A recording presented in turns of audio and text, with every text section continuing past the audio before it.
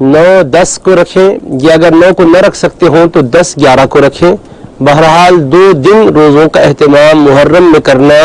نبی کریم صلی اللہ علیہ وآلہ وصحبہ وسلم کے ارشاد سے ثابت ہے۔ حدیث پاک میں اس کی بڑی فضیلت آئی ہے۔ رسول کریم صلی اللہ علیہ وآلہ وسلم نے ارشاد فرمایا، انی احتسب علی اللہ ان یکفر السنۃ التی قبلہ، کہ بے شک عاشورے کے روزے کے بارے میں اللہ تعالیٰ سے اس بات کی امید کرتا ہوں کہ پروردگار اس روزے کی بدولت گزرے ہوئے سال میں بندے سے جو کچھ گناہ ہوئے ہیں، خطائیں ہوئے ہیں، ان گناہوں کے لیے اس کو کفارہ بنا دے گا۔ یعنی عاشورے کا ایک روزہ فضیلت کے اعتبار سے یہ شان اور یہ مرتبہ رکھتا ہے کہ گزرے ہوئے سال کے جتنے گناہ ہیں اس کی بدولت معاف ہو جاتے ہیں۔ بندوں کے حقوق میں جو کوتاہیاں ہوئی ہیں ان سے تو آپ معافی تلافی کروا لیں، حقوق والوں کو حقوق دے دیں، فرائض میں جو کوتاہی ہوئی ہے ان کو قضا کر لیں، لیکن وقت پہ ادا نہ کرنے کا جو گناہ ہے یہ اس روزے کی برکت سے اللہ پاک معاف کرے گا۔ اس کا مطلب کوئی یہ نہ سمجھے کہ بھائی سال بھر جو چاہے کر لیں، عاشورے کا ایک روزہ سارے سابقہ گناہوں کا کفارہ بن جاتا ہے، لہٰذا اس کا اہتمام کر لیں، ایک روزے سے سارے گناہ معاف ہو جاتے ہیں۔ یہ مفہوم میں حدیث پاک نہیں ہے۔ جو فرائض چھوٹے ہیں ان کو قضا کرنے کا جو حکم ہے قضا بھی کریں گے، جس کے جو آداب ہے اس کا لحاظ کریں گے، لیکن تاخیر ہوئی تھی وہ جو گناہ ہے، زیادتی ہوئی تھی وہ گناہ ہے، باوجود کہ حق والوں کو حق ادا کر دیے لیکن دیر کر کے دیے تھے، یہ جو گناہ رہیں گے اللہ پاک اس روزے کی برکت سے انہیں معاف کر دے گا۔ تو لہٰذا 10 محرم الحرام کا روزہ رکھنا، اس کے ساتھ یا تو 9 کو رکھنا ہے یا تو 11 کو رکھنا ہے۔ صرف ایک دن کا روزہ پسند نہیں فرمایا گیا، کیونکہ یہودی بھی 10 محرم کو روزہ رکھتے تھے، ان سے مشابہت کی وجہ سے رسول کریم صلی اللہ علیہ وسلم نے فرمایا لا تشبہوا بالیہود، یہودیوں سے تو مشابہت اختیار نہ کرو،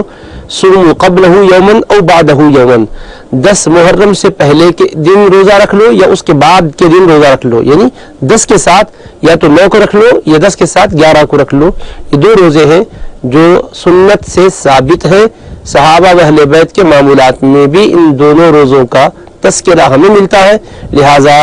ہمیں ان دونوں روزوں کا اہتمام کرنا چاہیے۔ اصل میں مغالطہ لوگوں کو کیوں ہو رہا ہے؟ ایک وجہ سے ہو رہا ہے، بار بار سوال آ رہا ہے، اس کے پیچھے ایک وجہ بنتی ہے۔ وجہ کیا بنتی ہے کہ سب کو یہ بات تو معلوم ہے کہ 10 محرم کو رزق میں کشادگی کرو، وسعت کے ساتھ پکاؤ، فراغ دلی کے ساتھ کھلاؤ، یہ فضیلت ملتی ہے۔ اب لوگ سوچتے ہیں کہ کشادہ دلی سے خرچ کرنے کا ایک طرف حکم مل رہا ہے، دوسری طرف روزہ رکھنے کے لیے کہا جا رہا ہے، تو روزہ رکھیں گے تو پھر کھلانے کی بات نہیں ہو سکتی، کھلائیں گے تو روزہ رکھنا نہیں ہو سکتا۔ تو آپ اس بات کو سمجھ لیں کہ کشادہ دلی سے خرچ کرنا ہے، کھلانا ہے کس کو؟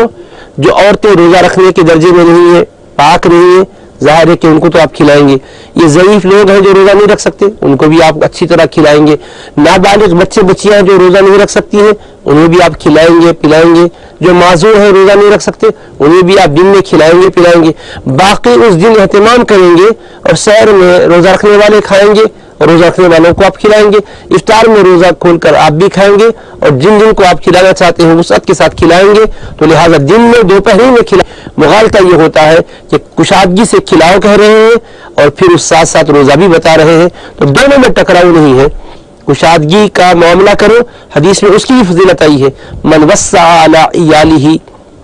جو کوئی شخص اپنے بال بچوں پر وسعت کرے گا یعنی کشادگی سے خرچ کرے گا، فراغ دلی سے ان کے لیے پکوا کر کھلائے گا اور ان پر خرچ کرے گا، وسع اللہ علیہ فی سائر سنتہ، پورے سال بھر اللہ اس کے رزق میں وسعت اور کشادگی مرحمت فرمائے گا۔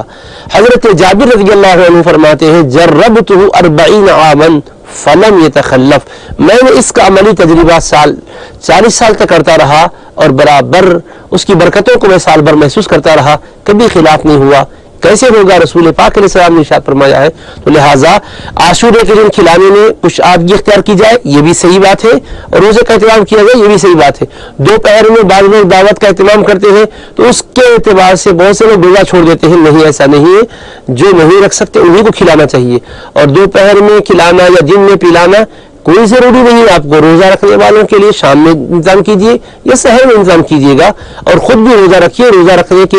یہ سلسلے کو عام کیجیے گا، اس کی ترغیب اور تشویق دیجیے گا، کیونکہ یہ برکتیں روزے کے ذریعے سے جو ملنے والی ہے اس کے علاوہ کوئی اور عمل سے نہیں ملتی۔ روزہ رکھنے کی بڑی فضیلت ہے، حتیٰ کہ شہادت جب واقع ہوئی کربلا میں تو بھی ان اہل بیت کرام کی نفوس قدسیہ بھی روزے ہی کی حالت میں تھے، تو لہٰذا بہترین ان کی خدمت میں اپنی عقیدتوں کا نذرانہ پیش کرنے کا طریقہ یہ ہے کہ روزہ رکھیں اور اچھا کھلائیں شام میں اور اس سحر میں، اور ان کی بارگاہ میں اس کے ثواب کو ہدیہ بنا کر پیش